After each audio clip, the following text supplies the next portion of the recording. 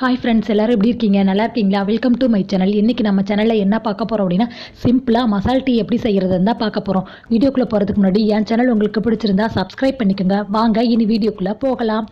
இஞ்சி வந்து இந்த சைஸ்க்கு எடுத்து வச்சுக்கோங்க. நான் வந்து 1 டம்ளர் தான் டீ ரெடி பண்ண போகிறேன். அதனால் இஞ்சி வந்து இந்த சைஸ்க்கு எடுத்திருக்கேன். பட்டை சின்ன அளவுக்கு 2 கட் பண்ணி சேர்த்துருக்கேன். 3 கிராம்பு வந்து எடுத்துக்கோங்க, அதையும் நான் சேர்த்துக்கிறேன்.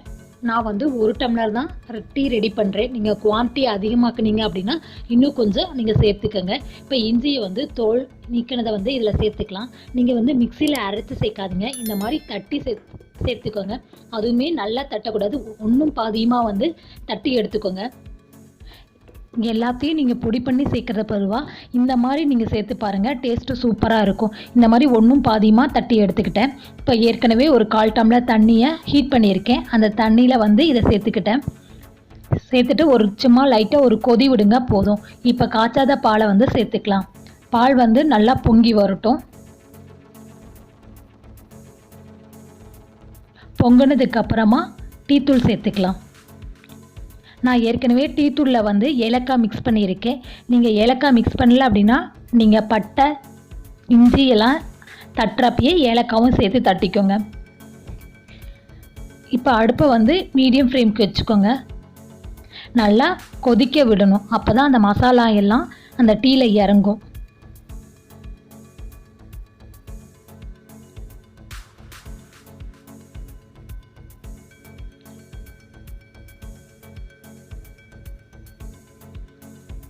இப்போ 2 டேபிள் ஸ்பூன் வந்து சுகர் ஆட் பண்ணுறேன். நான் வந்து நாட்டு சக்கரை தான் சேர்க்குறேன். நீங்கள் ஒயிட் சுகர் சேர்க்குறதா இருந்தாலும் சேர்த்துக்கோங்க.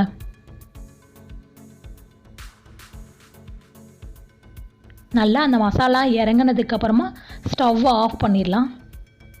நான் வந்து 1 டம்ளர் அப்படிங்கிறதுனால நான் குவான்டிட்டி கம்மியாக இருக்கிறதுனால பொருளெல்லாம் கம்மியாக சேர்த்துக்கிட்டு, நீங்கள் நிறையா சேர்க்குற மாதிரி இருந்ததுன்னா இன்னும் கொஞ்சம் ஜாஸ்தியாக சேர்த்துக்கோங்க. அவ்வளோதான், நம்ம சூப்பரான மசாலா டீ ரெடி ஆயிடுச்சு. இதை நீங்கள் வீட்டில் செஞ்சு பாருங்கள். செஞ்சு பார்த்துட்டு எனக்கு கமெண்ட் பண்ணுங்கள். ஓகே ஃப்ரெண்ட்ஸ், நெக்ஸ்ட் ஒரு சூப்பரான வீடியோவில் பார்ப்போம்.